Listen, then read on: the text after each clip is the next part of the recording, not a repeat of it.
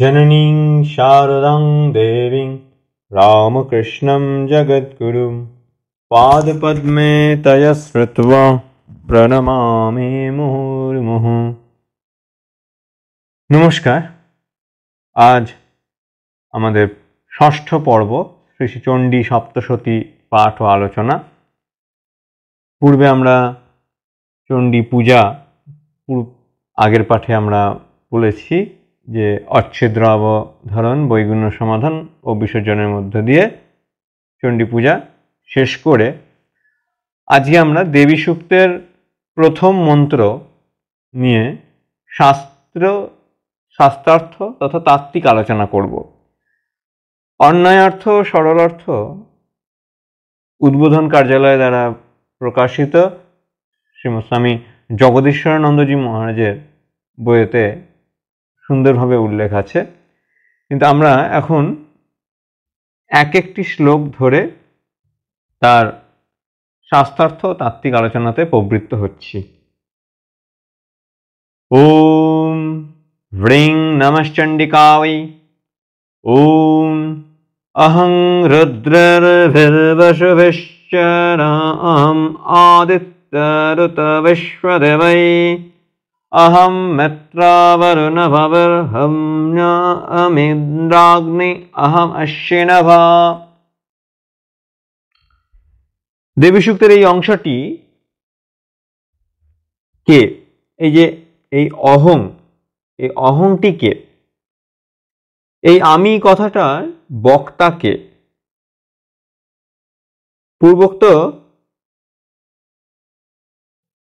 महर्षि अम्भृन कन्या ब्रह्मविदुषी बाक अर्थात सच्चिदानंद स्वरूप परमात्मा सहित ब्रह्मविदुषी कन्या बाक निज आत्मार सम्पूर्ण अभिन्नता उपलब्धि करे सम्मुखे तिनि जे आत्मस्वरूपे प्रकाशित हयेछेन बा आत्मपरिचय प्रदान करछेन ऋग्वेदे ताई देवी सूक्त नामे प्रसिद्ध। सुतरां এই বাগদেবী এই দেবী सूक्तेर बक्ता।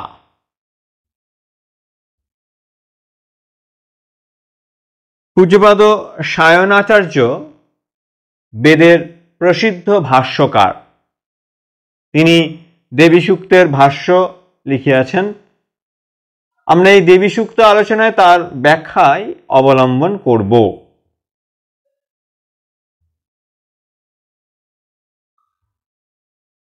कारण এই देवी सूक्तेर नाना प्रकार व्याख्या सम्प्रदाय विशेषे आछे। आमरा सकल सम्प्रदायेर मत बजाय रेखेई सर्वधर्म सम्प्रदाय समन्वय लक्ष्य रेखे धर्म तत्व जिज्ञासुर अधिकार अनुसारे साधनार सकल स्तरेर अनुभूतिर कथा सार्वजनीन भावे এই देवी सूक्त आलोचना काले प्रकाश करबार चेष्टा करिब। देवी सूक्त नाम केन ना परमात्मार पितृशक्तिर परिचय वेदेर जे कयटी मंत्रे आछे सेई कयटी मंत्रके जेमन पुरुष सूक्त बोले, यथा ओम सहस्रशीर्ष पुरुष सहस्राक्ष सहस्रपाद इत्यादि, सेइरूप ऋग्वेदेर এই ৮টি मंत्रे परमात्मार मातृशक्ति बा मातृभावेर कथा पाওয়া যায় বলেই একে देवी सूक्त बोले। महामाया ब्रह्म शक्ति निजेर मुखे निजेर स्वरूपेर कथा এই देवी सूक्ते बोलतेছেন। ब्रह्मविद ब्रह्मैव भवति, ब्रह्म के जिनि जानेन तिनि निजेई ब्रह्म हये जान। सुतरां এই महर्षि अम्भृन कन्या ब्रह्मविदुषी बाक যখন ব্রহ্মকে জেনেছিলেন তখন নিজেই ব্রহ্ম হয়ে গিয়েছিলেন। সেই ব্রহ্ম জ্ঞানযুক্তা महर्षि कन्या बाक निजेও त्रिकालज्ञ ऋषि হয়ে গিয়েছিলেন। सर्वं खल्विदं ब्रह्म, समस्त दृश्य वस्तु ब्रह्ममय এই तत्व उपलब्धि करे সেই বাগদেবী निज आत्माकेই विश्वव्यापी सच्चिदानंदमयी परमात्मा स्वरूपे जेने जे कयटी अनुभूतिर कथा बोलेছিলেন ताई देवी सूक्त। जगज्जननी ब्रह्ममयी ভক্তগণের হিতার্থে এই অমৃণ ঋষি কন্যা বাক স্বরূপে আবির্ভূতা হইয়াছিলেন।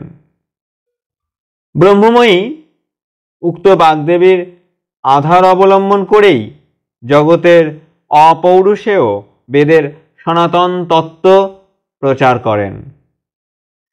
দেবী মহামায়া নিজেই নিজের বিশ্বব্যাপী চৈতন্যের কথা বা আত্মতত্ত্ব এই দেবী সূক্তে প্রকাশ করেছেন। দেবী সূক্তের যে অহং তা হল আর কেহই নন, সেই চিরপ্রসিদ্ধ সচ্চিৎ সুখাত্মক সর্বগত পরমাত্মা, যিনি ব্যষ্টিভাবে প্রতি জীবে জীবাত্মা, আবার সমষ্টিভাবে বিশ্বাত্মা বা পরমাত্মা। জীবের যখন ব্রহ্ম জ্ঞান হয় তখন সে নিজেকে ও জগৎকে ব্রহ্মময় দেখে।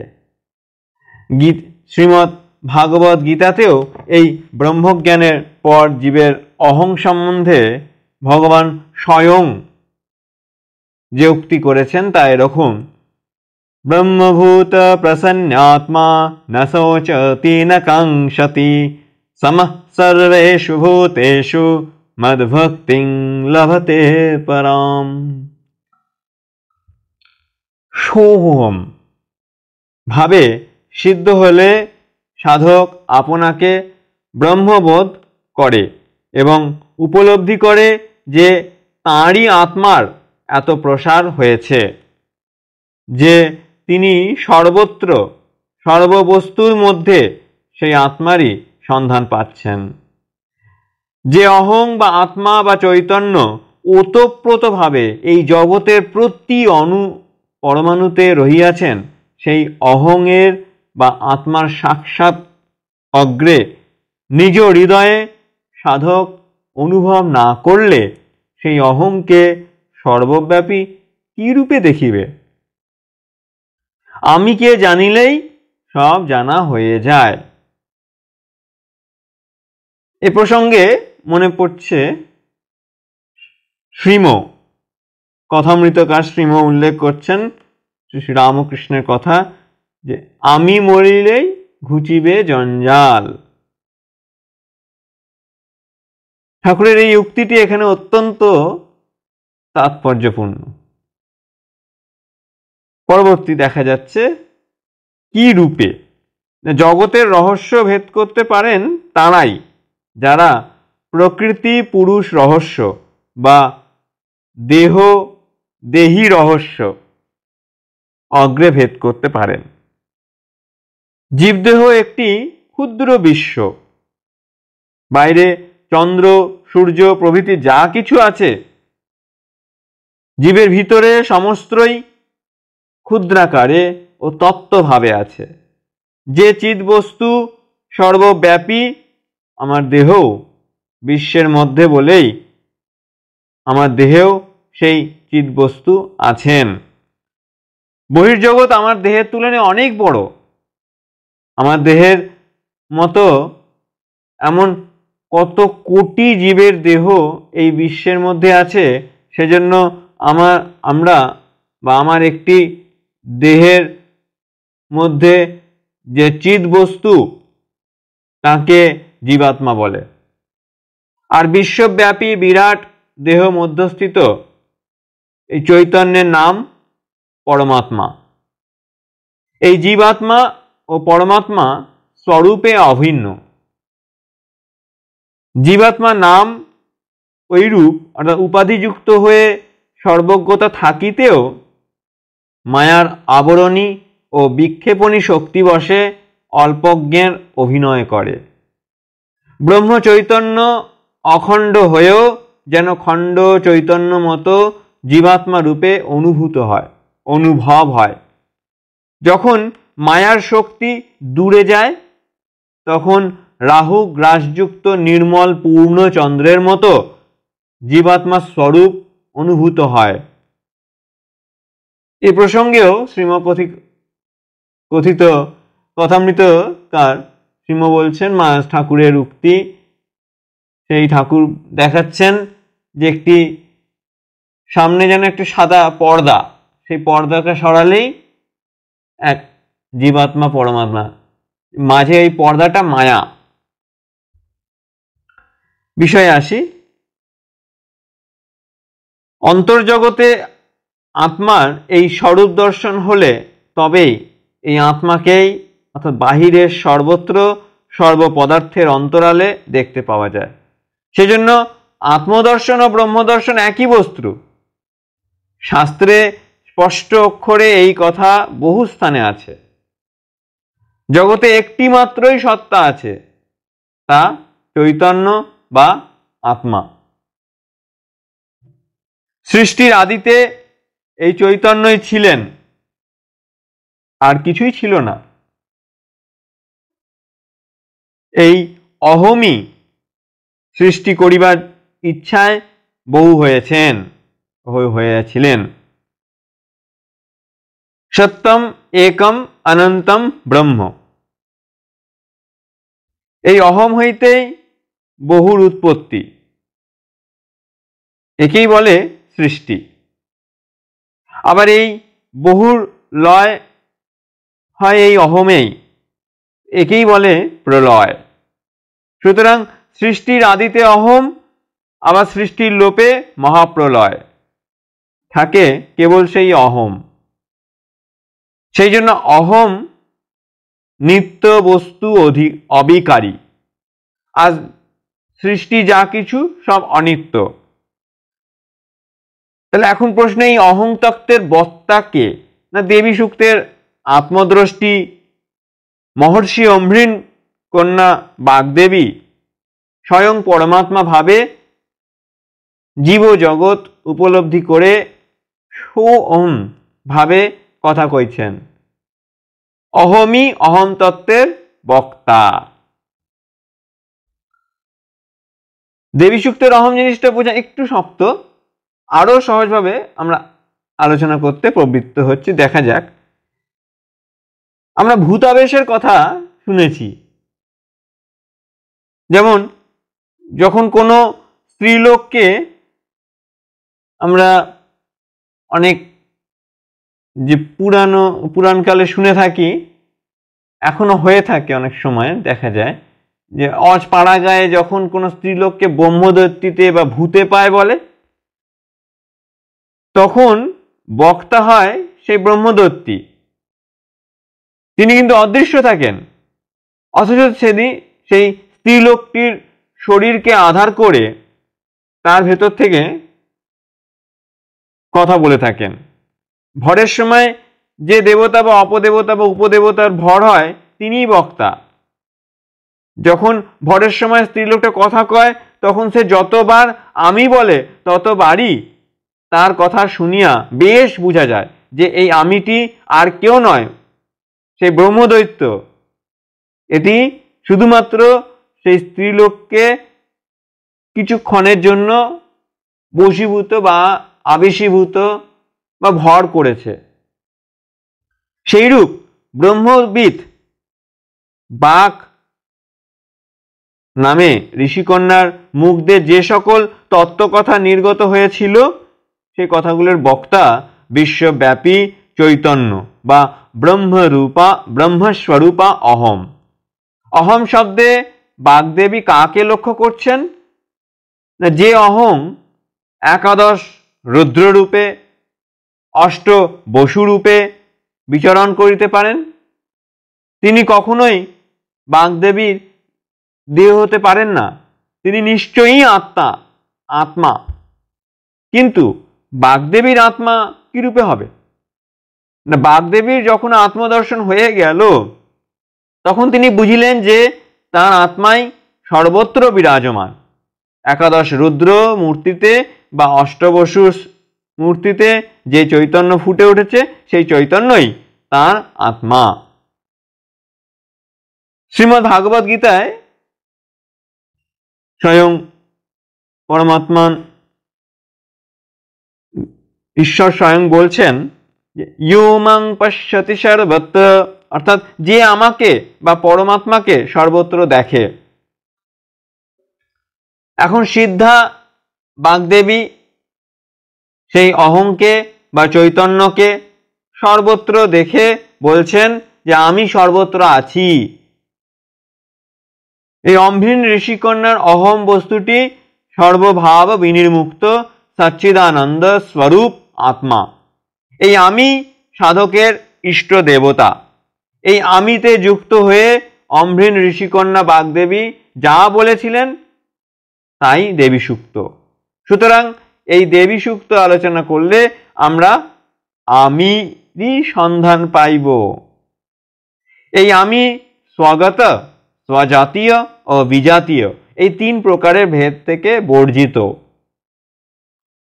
এই আমি কি বস্তু তা জানিলেই মানুষ জীবনমুক্ত হয়ে যায়, তার মনুষ্য জন্ম সার্থক হয়।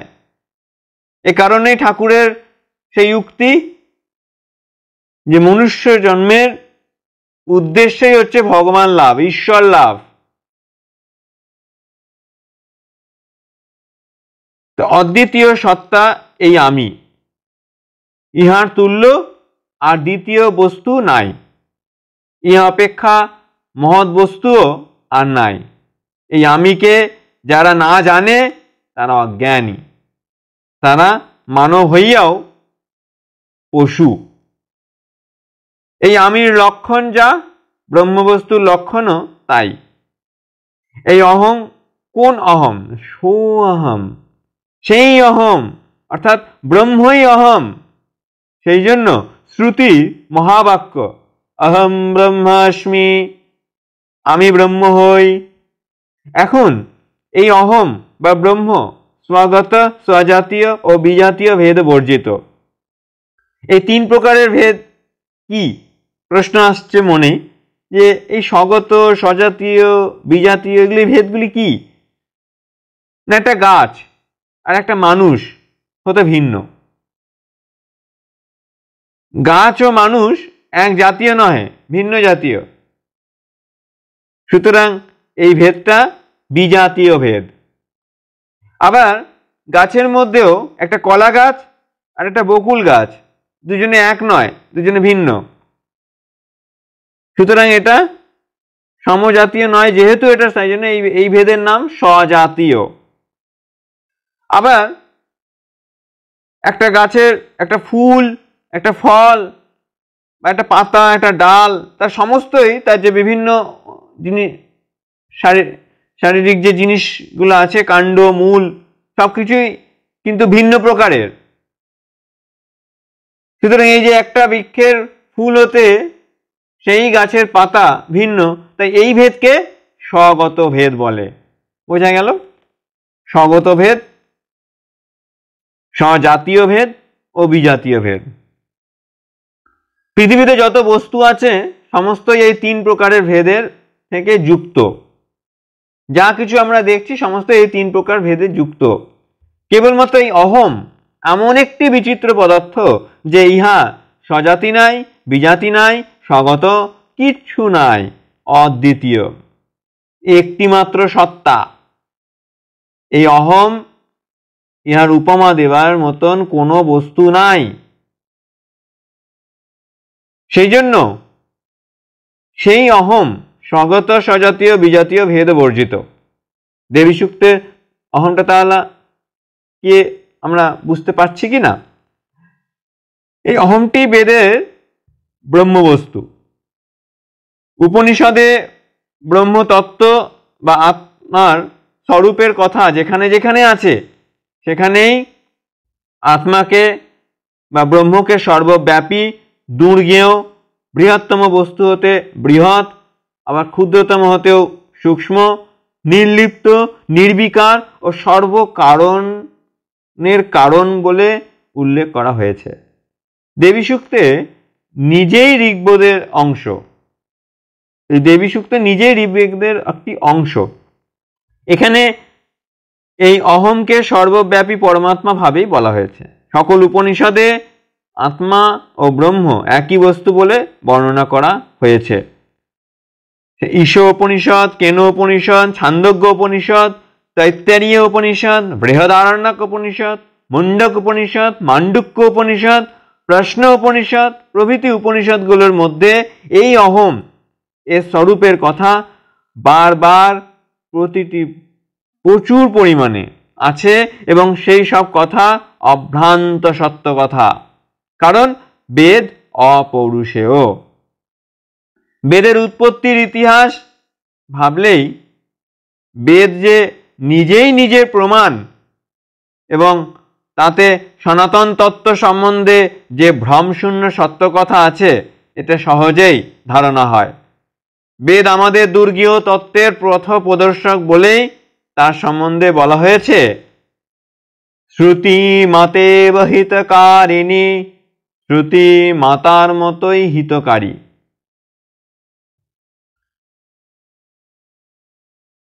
এজন্য কথামৃতকার শ্রীমর উল্লেখ ঠাকুর বলছেন রামকৃষ্ণদেব যে সবকিছু এঁঠো হয়ে গেছে, একমাত্র এই শ্রুতি যা বেদের অপর নাম, এই বেদ এঁঠো হয়নি, কারণ এটি মুখে বলা যায় না। বেদ যে কি তা মুখে বলা যায় না।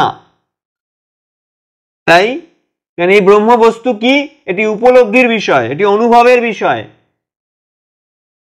কায় মন বাক্য এর অগোচর, এর অতীত। মা যেমন নিঃস্বার্থভাবে পরম প্রীতির সহিত সন্তানের কল্যাণের জন্য ব্যবস্থা করেন, শ্রুতি বা বেদ জীবের সেইরূপ হিতকারী। বেদে আমরা এই অহমের সন্ধান ব্রহ্মভাবে অনেক স্থলেই পাই। এখন শাস্ত্রে কি বলছে এই অহমের ব্যাপারে তার সন্ধান করি। একটি তন্ত্রে বলছে যে আত্মা এবাসি মাতঃ, অর্থাৎ হে বিশ্বজননী, হে ব্রহ্মশক্তি, হে ব্রহ্মস্বরূপিণী, তুমি জগৎরূপে আবির্ভূত হইয়াছ। আবার জীবের আত্মা বা অহমই তুমি, যাহাকে আমি অজ্ঞানে আমি বলি, দিব্য জ্ঞান হলে আমি দেখিব ও বুঝিব যে আমার ছোট আমি নাই, সর্বত্রই সেই একই আমি বা মা বিরাজ করিতেছেন। সেজন্যই এ বাহা কথা দেয়া হয়েছে, মা তুমি আমার আত্মা, তুমি আমার অহম। আমরা শ্রী শ্রী লীলা প্রসঙ্গকার স্বামী শরদানন্দজি শ্রী রামকৃষ্ণের চরিত্রে পথে হাঁটলে ঠাকুরের চরিত্রে দেখতে পাচ্ছি ঠাকুর সর্বক্ষণ প্রতিনিয়ত মা মা করছেন, যে মাই সব, মাময় হয়ে গেছেন।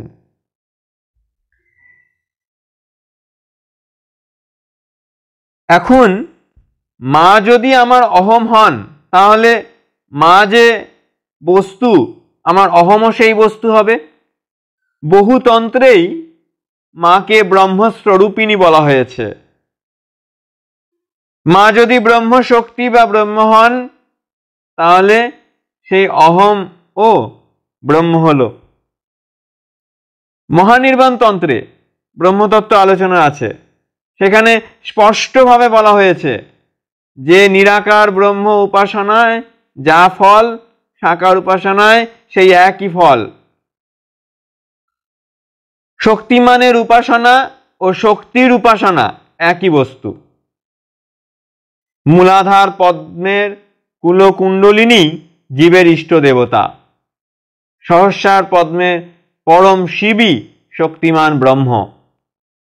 কুণ্ডলিনী শক্তিকে সুষুম্না পথে ষটচক্রে ভেদ করে পরম শিবের সঙ্গে মিলিত করতে পারলেই সুধাক্ষরণ হয় ও জীব ধন্য ও কৃতকৃতার্থ হয়, জীবের মুক্তি হয়, আত্যন্তিক মুক্তি হয়। সুতরাং তন্ত্রের কুণ্ডলিনী আমাদের দেবী সূক্তের অহম। এবার সাংখ্য দর্শন দিয়ে একটু দেখা যায় ব্যাপারটা। সাংখ্য দর্শনে এই অহম বা আত্মার সন্ধান পাওয়া যায়। 24টি তত্ত্বকে প্রকৃতি বলছে। প্রকৃতি জড়, আর 24টার অতিরিক্ত একটি তত্ত্ব আছে, তাকে পুরুষ বলছে। পুরুষ চিৎ বস্তু, তাই পুরুষ নির্লিপ্ত, উদাসীন, সাক্ষী, দ্রষ্টা। এই পুরুষই দেবী সূক্তের অহম। বৈশেষিক দর্শন ধরা যাক, সেখানে দ্রব্য, গুণ, কর্ম, সামান্য, বিশেষ ও সমবায়, এই যে 6টা পদার্থের মধ্যে দ্রব্য বলতে 9টা পদার্থকে বোঝায়। 1 শীতি, 2 অপ আপ, 3 তেজঃ, 4 মরুত, 5 বোম, 6 কাল, 7 দিক, 8 মন এবং 9 হচ্ছে আত্মা। এই 9টি পদার্থের মধ্যে সর্বশ্রেষ্ঠ পদার্থ আত্মাকে অক্ষয় জীবাত্মা বলে। এই আত্মাই দেবী সূক্তের অহম। এবার ন্যায় দর্শন দিয়ে দেখা যাক। এখানে প্রমাণ, প্রমেয়, সংশয়, প্রয়োজন, দৃষ্টান্ত, এই যে 16টি বিষয়ের উল্লেখ আছে, সেইগুলো সম্পূর্ণ বোধগম্য হলে এবং সেই জ্ঞানোপযোগী জীবনযাপন করলে মোক্ষদ্বারে যাওয়া যায়। আত্মা, দেহ, ইন্দ্রিয় প্রভৃতি 12টি বিষয়কে প্রমেয় বলছে। যে সমস্ত বিষয় আমরা বুঝতে চেষ্টা করি তাকে প্রমেয় বলে। প্রমেয়গুলির মধ্যে সর্বশ্রেষ্ঠ বিষয় আত্মা। এই আত্মাই দেবী সূক্তের অহম।